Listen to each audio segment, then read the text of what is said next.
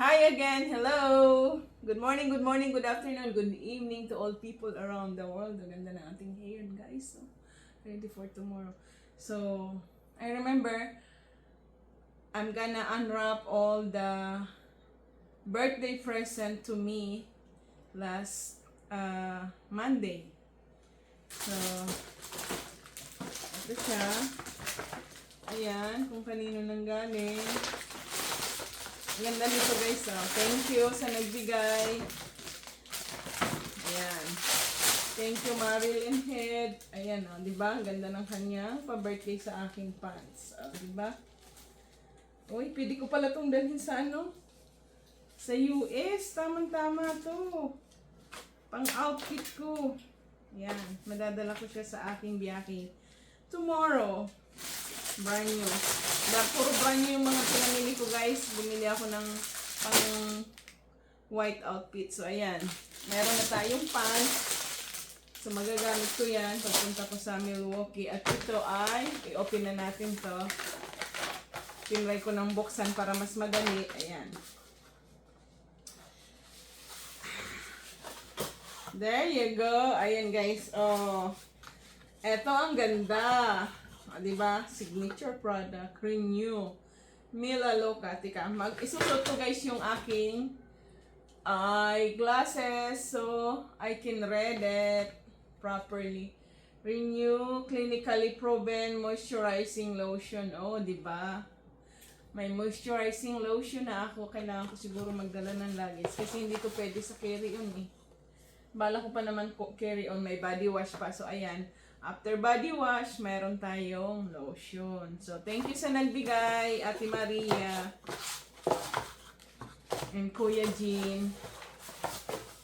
Ayan. Diba? So, thank you so much. I really appreciated you guys, Marilyn Head, Ate Maria.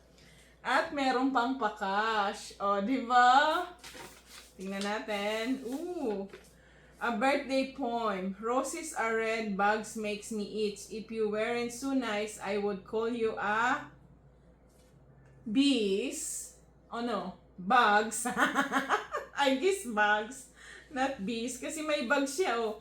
Either bugs or bees. Yan, oh. Diba? Open na natin kung magkano ang laman. Ooh, tumataginting na, mapula. $50 pa birthday present. O, diba? Thank you, my friend. O, diba? Basahin natin yung nasa loob. Happy birthday, my friend. God bless you always. It's me, Joanna. So, thank you, Joanna.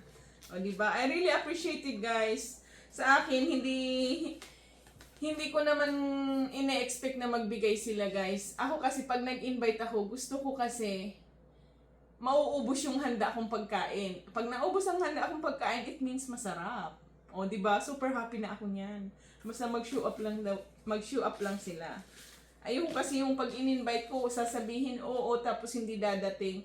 Sa akin kahit mag-show up ka lang ng 5 minutes, 10 minutes, masaya na ako noon. Kasi ibig sabihin mahalaga ako sa'yo. Yun guys ang meaning nun, hindi ang regalo. Ang regalo maybe last ano na lang yan. Pero for me, kapag ako naghanda, kasi pag ako talaga nag-invite, may handa talaga ako niya na pagkain. Once I invited people to come over on my birthday, they gonna taste the best and delicious dishes that I always cook. Not often. I cook once in a while. And next one here. There you go. Galing sa aking friendship. Si Aramina. Aramina talaga ha. No. Kay Geraldine, Mina. Ayan o, guys. Ginawa ba naman akong ano o. Pagsusuotin niya ako ng pang-teenager, guys. Ginawa niya akong teenager o. Ang sexy nito, labas pusod. Dito talaga ako napatawa ng gusto eh. Ginawa akong teenager. Siguro ko kung mga 18 years old ako, ay, masusuot ko to everyday. So, ganyan yan. Tatali-tali nga natin para makita nyo. Maganda siya, guys. Gusto ko yung kulay. Dumihin nga lang ang kulay niya. So, I'm not sure kung masusuot ko ito. Pwede rin siguro sa Milwaukee kung magbabalandra ako ng aking kaluluwa. Ayan. Di ba guys? Sexy. Siguro pag umuwi ako ng Pilipinas. Kasi pag uwi ako ng Pilipinas, medyo malamig. So, ayan. Di ba? Large talaga ang size. Medium kasya sa akin pag ganitong spaghetti. Pag yung mga t-shirt yan, large. Ayan. So, may spaghetti tayo na damit. Hindi pagkain guys ha. Thank you, Geraldine Mina. At ito, nakalagay siya dito guys sa loob nito. Yan, may letter M. Letter M, my name, Merlinda. O, diba, special. Special, hindi yung special na ano ha, special child, hindi ha. At binigyan niya ako ng pantulog. Ayan, pwede ko rin itong dalahin sa aking pagbiyahe, sa aming event. Kaso ang laki ng size, oh. XL, hanggang large lang sana eh. XL to or 2XL ata. So, I'm not sure. Kasi super laki guys, so gusto ko kasi pag pantulog medyo ano, yung tamang-tama lang, large. Pero masaya ako kasi maganda yung kulay niya. Gusto ko yung kulay niya, ganda. Uy, hawig pa sa kuko ko guys, oh. Diba, ang ganda ng aking kuko. Fire! I am fire! Diba guys? Oh, good vibes lang tayo, good vibes. Yan, kasi usually, I like red on my nails because my favorite color is red. But, you know, it's been like few years been doing red. So, I wanna change. It's like pomelo and orange. Or like red-orange, guys. O, diba? Ganda. Oh, wow! Wow! Nababaliw. Wala akong tulog, guys. Dadalawang oras yung tulog ko kasi nga, ginising ako ng aking pick-up na package. Yung Yumak na yan. So, lagay uli natin sa plastic. Kasi hindi ko pa naman isusuot.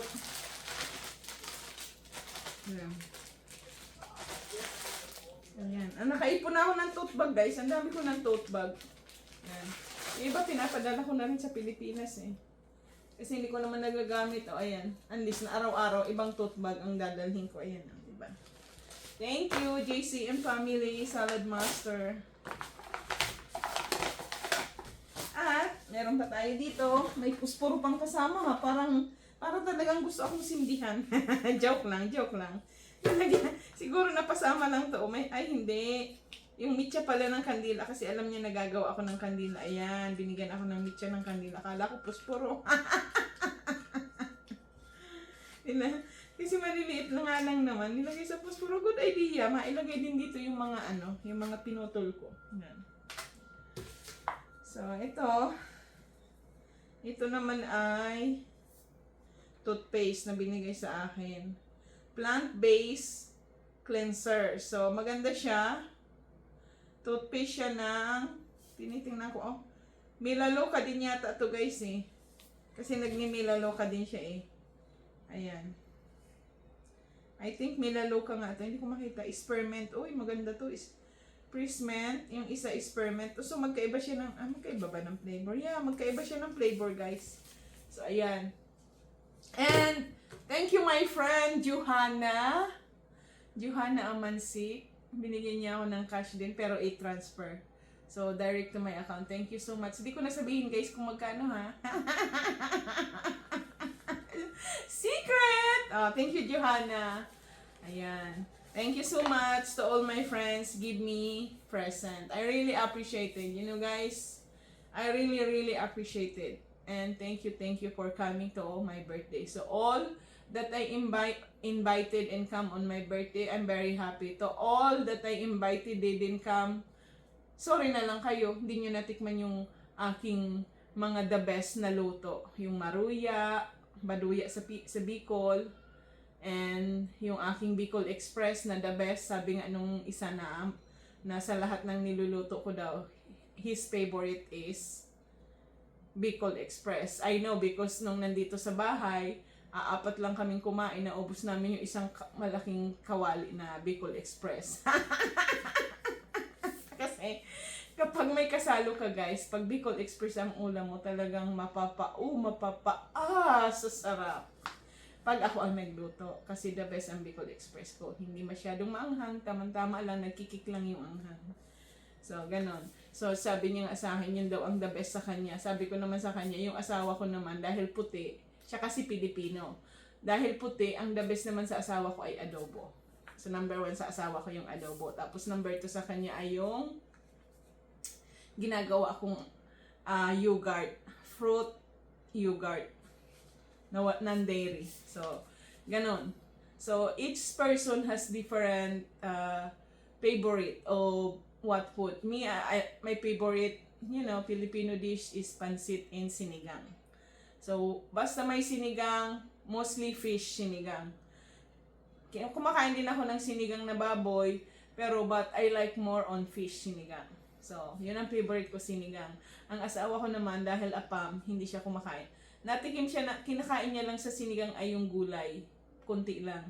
Tapos kung meat, kung baboy yan, kakain siya ng baboy. Kung may isda lang kakainin niya, hindi sabaw. Ayaw niya nagsabaw ng sinigang kasi maasim. Gusto na asawa ko matatamis, kaya yung yogurt favorite niya yun, guys. Yan. Basta pag meron akong binili na na chocolate, lalo pag dark chocolate, guys, yung mga cookies na mga gustong-gusto ko, mga dark chocolate flavor, minsan tinatago ko yan, guys, eh. Kasi mamalayan ko, balat na lang, kakain pa ako, wala na. Nag-aagawan kami